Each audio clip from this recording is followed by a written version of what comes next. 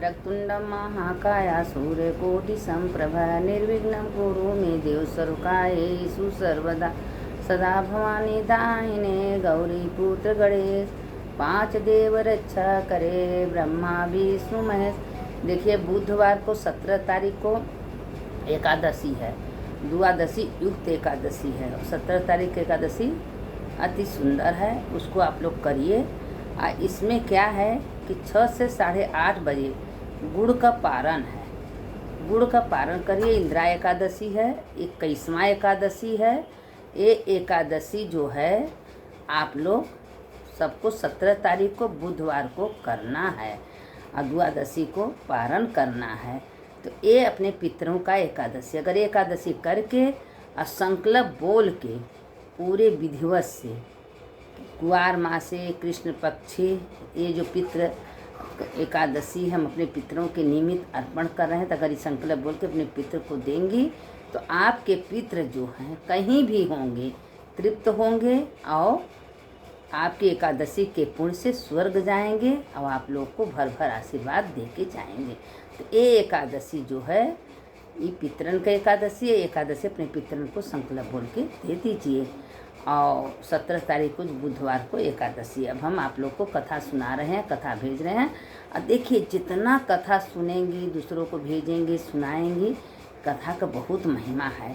इसी तरह कथा पुराण नहीं है, अयो वो कथा पितरपक्ष में। अब पहले सब एकादशियों का नाम सुन लीजिए, नाम का तो बहुत महिमा है, इसीलिए हम आप लोगों को नाम कथा का हमेशा हर एकादशी में भेजते हैं। अब मार्गशीर्ष मास में उत्पन्ना एकादशी, मोक्षदा एकादशी, पौष मास में सफला एकादशी, पुत्रदा एकादशी, माघ मास में षटतिला एकादशी, जया एकादशी, फागुन मास में विजया एकादशी, आमकी एकादशी, चैत मास में पाप मोचनी एकादशी, कामदा एकादशी, वैशाख मास में बरुतनी एकादशी, मोहिनी एकादशी, जेठ मास में अपरा एकादशी, निर्जला एकादशी, आषाढ़ मास में योगिनी एकादशी, पद्मा एकादशी, सावण मास में कामिका एकादशी, पुत्रदा एकादशी, भाद मास में अजय एकादशी, परिवर्तनी एकादशी, अश्विन मास में इंदिरा एकादशी, पापा कुशा एकादशी, कार्तिक मास में रमा एकादशी, हरि प्रबोधनी एकादशी, पुरुषोत्तम मास में पद्मिनी एकादशी, हरि बलवा एकादशी। इस बार एकादशी में गुड़ का पारण है। अब आप लोगों को थोड़ा सा गुड़ खा के आप पारण करना है। अब एकादशी का कथा सुनिए। कथा का देखिए कि इंदिरा एकादशी के कथा का कितनी महिमा हुआ है। अब कथा आप लोग सुनिए। अब कथा जो है अपने सीमित मत रखिए, दूसरों को भेजिए। जितना भेजेंगे उतना पुण्य के भागी बनेंगे। पितृ पक्ष में अर्थात अश्विन के कृष्ण पक्ष की यह एकादशी इंदिरा एकादशी कहलाती है। अन्य एकादशियों के व्रत के पुण्य से तो व्रत करने वाले को सब सुख और अंत में मोक्ष की प्राप्ति होती है, परंतु इस एकादशी का व्रत करने वाले के तो 7 पीढ़ियों तक के पितृ उतर जाते हैं। इंदिरा एकादशी का व्रत करने वाले स्वयं तो मोक्ष प्राप्त करता है, वह अपने सभी पितरों का उद्धार करके उन्हें भी दिव्य लोकों में प्रवेश का अधिकारी बना देता है। इस एकादशी को भगवान शालिग्राम की पूजा की जाती है और पूजा तथा प्रसाद में तुलसी दलों अर्थात तुलसी की पत्तियों का प्रयोग अनिवार्य रूप से किया जाता है। इसलिए कहते हैं देखिए कोई दान पुण्य है और शालिग्राम को तुलसी बहुत पसंद है, तो इसलिए आप लोग जितना हो सके तुलसी पत्र जरूर चढ़ाइए। धर्मराज युधिष्ठिर ने पूछा, हे जनार्दन, अश्विन मास के कृष्ण पक्ष की एकादशी का क्या नाम है? इसके व्रत की विधि और फल क्या है, सो हमसे कहिए। इसके व्रत की विधि और फल का क्या है, सो कृपा करके कहिए। श्री कृष्ण ने कहा, हे राजन, इस एकादशी का नाम इंदिरा एकादशी है।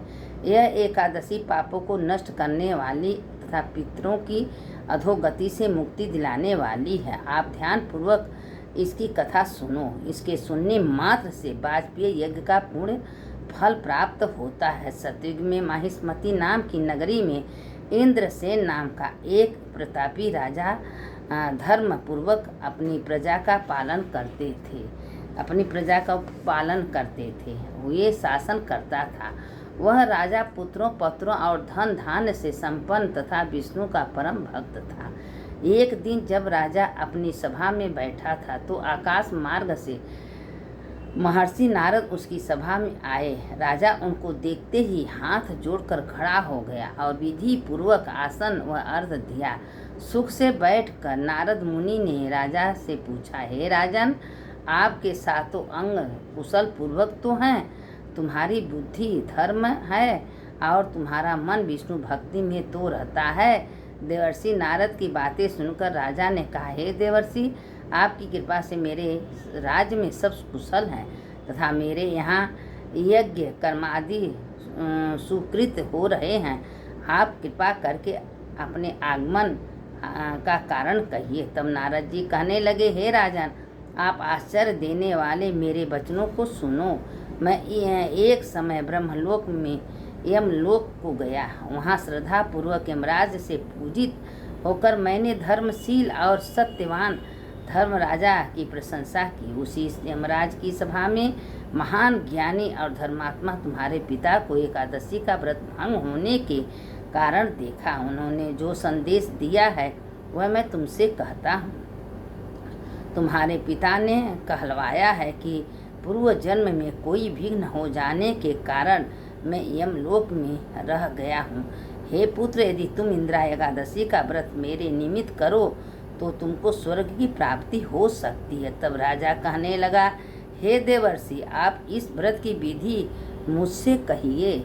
नारद जी बोले, हे राजन, अश्विन मास के कृष्ण पक्ष की 10वीं को के दिन प्रातः काल श्रद्धा सहित स्नान करना चाहिए।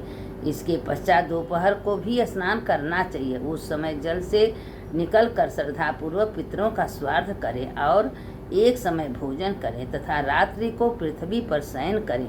दूसरे दिन अर्थात एकादशी के दिन प्रातःकाल दातुवन करें और स्नान करें। उसके पश्चात भक्ति पूर्वक व्रत का संकल्प करें। संकल्प करते समय भगवान से श्रद्धापूर्वक कहें, हे प्रभु, मैं आज निराहार रहूँगा और समस्त भोगों का त्याग कर कल भोजन करूँगा। हे भगवान, आज मेरी रक्षा करने वाले हैं, आप मेरे व्रत को पूर्ण करें। इस प्रकार आचरण करके दोपहर को शालिग्राम की मूर्ति के आगे फल फूल रख कर उनकी पूजा करें।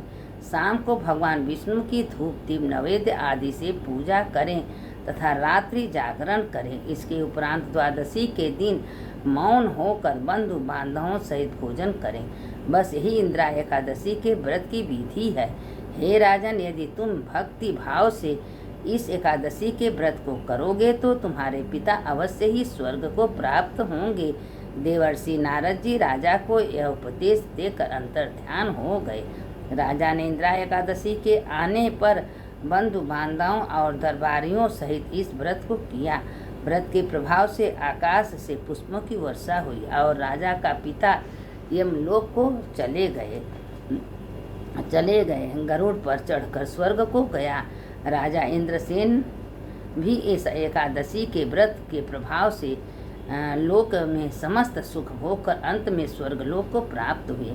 श्री कृष्ण भगवान ने अंत में कहा, हे धर्मराज युधिष्ठिर, यही इंद्रा एकादशी का महाशय है। इस कथा के पढ़ने और सुनने मात्र से ही समस्त पाप नष्ट हो जाते हैं और अंत में स्वर्ग की प्राप्ति होती है। इसमें कोई संदेह नहीं है। देखिए, राजा जो हैं व्रत करके अपने पिता को दिए। इस एकादशी का बहुत महिमा है। इस एकादशी का अगर व्रत करके अपने पितरों को देंगी तो आपके घर में सुख शांति रहेगा। पितर अगर अपने कर्मानुसार अधोगति में हैं तो आपके व्रत से उनको उनकी भागी मिलेगा। तो इसलिए करिए। देखिए, एकादशी के दिन तुलसी में जल नहीं देना चाहिए और खाली बस दीप दिखाना चाहिए।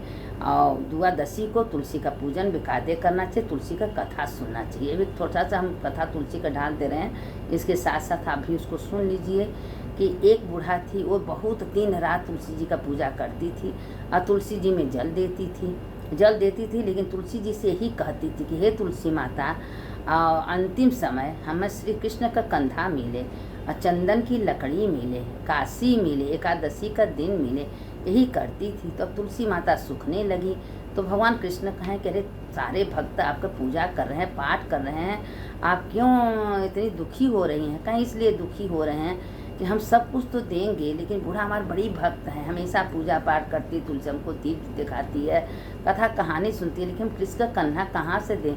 तो भगवान कृष्ण कहें कि हमारे रहते तुमको क्यों चिंता, हम हैं ना, हम तो हमेशा अपने भक्तों का साथ देते हैं। जो मेरे दिल से पूजा करता है, पाठ करता है, मेरा कथा सुनता है, तो हम दौड़े दौड़े आते हैं। कहें ठीक है। बूढ़ा का एक दिन ऐसे तबीयत खराब हुआ, गंगा स्नान करने जा रही थी, एकादशी का दिन था, शरीर शांत होगा, बूढ़ा जो पत्थर हो गई, किसी से उठ ही नहीं रही है, सब बूढ़ा को गंदी गंदी गाली दे रहा है, बूढ़ा पापी थी, ये थी, वो थी।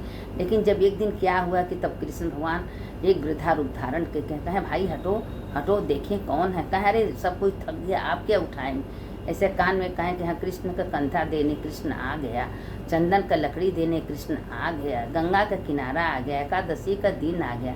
अब वो तुरंत बूढ़ा एकदम फूल मती हवा हो गई। कृष्ण भगवान अपने कंधे पर लिए और लेके मणिकर्णिका गए, वहाँ चंदन का लकड़ी से और अपने पीताम्बर को ओढ़ा दिए। ओढ़ाने के बाद उनका दाह संस्कार किए और बूढ़ा का तो मुक्ति हो गई। कृष्ण का कंधा जिसको मिलेगा तो बूढ़ा तो मुक्त होने हैं, तो बूढ़ा स्वर्गलोक में चली गई। अब देखिए जो भी इस तुलसी का कथा सुनता है, तुलसी जी को दीप दिखाता है और तुलसी जी को पूजन करता है, उनको प्रणाम करता है, दिन में रात में हमेशा तुलसी जी का प्रणाम करता है, उसको तो जीते जी मुक्त है। देखिए तुलसी एक दिन पहले देखे तिथि अच्छा देख के तोड़ लीजिए, लेकिन तुलसी एकादशी द्वादशी को कभी नहीं तोड़ना चाहिए, एक पत्तर भी नहीं तोड़ना चाहिए। द्वादशी को भी तुलसी जी का दीप जलाइए, एकादशी को दीप जलाइए, पूजन करिए। और तुलसी जी का बहुत महिमा है इसमें तुलसी कोई दान पुण्य करिए, तुलसी जरूर रख के दीजिए, सीधा लगाइए, तुलसी दीजिए। इसमें जो करेंगी उसका अब देखिए, अब हम बता ही दिए हैं कि गुड़ खा के पारण करना है। तो अब गुड़ खा के थोड़ा दिन भर राम रामेति रामेति रमे रामे मनोरमे सहस्रनाम तत्तुल्यम राम नाम वरानने अच्युतम केशवम राम नारायणम कृष्ण दामोदरम वासुदेवम हरिम श्रीधरम माधवम गोपिका वल्लभम जानकी नायकम रामचंद्रम भजेयम। जो ये कथा को सुनता है, सुनाता है, दोनों का भगवान कृष्ण भगवान कल्याण करते हैं।